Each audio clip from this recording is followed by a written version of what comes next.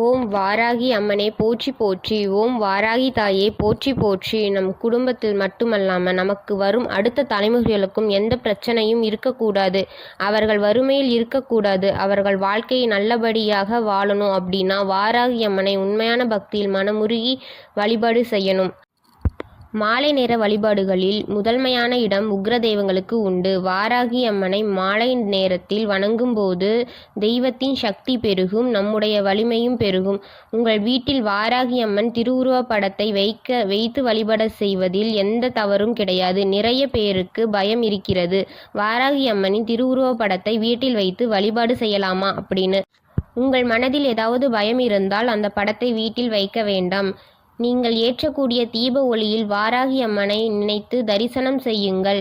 வாராகி அம்மனை வெள்ளிக்கிழமை, சனிக்கிழமை, அமாவாசை தினம், பௌர்ணமி தினம், பஞ்சகி திதி ஆகிய நாட்களில் வழிபாடு செய்வது ரொம்ப சிறந்தது. ஜோதிடத்தில் இரவுக்கு அதிபதி சனி பகவானே. அதாவது கருப்பு, இருட்டு, புதன் எல்லாம் சனியின் ஆதிக்கம் செய்யும் இடம். நவகிரகத்தின் சனி பகவான் கர்மகாரகன், நிதிமான். யாராக இருந்தாலும் செய்த தவறுக்கு பாரபட்சமின்றி தண்டனையை கொடுப்பார். மக்கள் அலறி ஓடுவது எல்லாம் அவரது 7.5 காலம் வரும்பொழுது மட்டும்தான். அவரது பார்வையில் இருந்து மட்டும் யாராலும் அவ்வளவு எளிதாக தப்பிக்க இயலாது. இவரது கட்டுப்பாட்டில் நிற்கும் ஒரே கடவுள் வாராகி அம்மன் மட்டும்தான். வாராகி அம்மன் பக்தர்களை ஒருபொழுதும் சனி பகவான் நெருங்குவதே கிடையாது. ஏன் அப்படின்னா ஒரு கரிய நிறம், கருமை இவையெல்லாம் சனி பகவானுடைய ஆதிக்கம்தான். எனவேதான் இவரை ஆயுள்தாரர் என அழைக்கப்படுகிறது. இதன் காரணத்திலேயே ஆயுள் குடிக்கும் யமதர்மன் எருமையை வாகனமாக வைத்திருக்கிறார். இந்த எருமையை வாகனமாக கொண்டு அபதரிச்சவங்க தான் இந்த வாராகி அம்மன். அதனால் வாராகி அம்மனை யாரெல்லாம் வணங்குகிறோமோ அவர்களிடம் நிச்சயமாக சனி பகவான் தீண்டவே மாட்டார். இது முற்றிலும் உண்மை. முக்கியமாக சனியின் ஆதிக்கம் கொண்ட மகரம், கும்பம் ராசி லக்னக்காரர்கள் நிச்சயமாக வாராகி அம்மனை வழிபட வேண்டும். அதே மாதிரி சனி திசை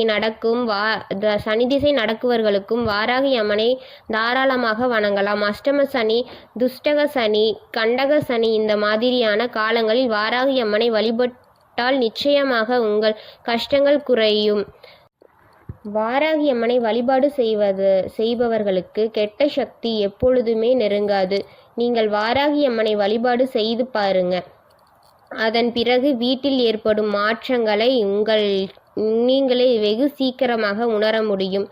உங்களுடைய கஷ்டங்களுக்கு படிப்படியாக விமோசனம் கிடைக்கும். நீங்கள் நம்ப முடியாத அளவிற்கு செல்வ செழிப்பு ஏற்படலாம். நிம்மதி ஊற்றெடுக்கும். கஷ்டங்கள் நிறைந்த வீட்டில் வாராகி அம்மன் காலடி எடுத்து வைத்தால் அன்று முதல் உங்கள் வீட்டில் கஷ்டங்கள் எல்லாம் வெளியே போய்விடும். நம்பிக்கையோடு வாராகி அம்மனை பாதங்களை பற்றி கொள்ளுங்கள். நிச்சயமாக நல்லது நடக்கும். வணங்கி பார்த்து அனுபவத்தை நீங்களே உணர்வீர்கள்.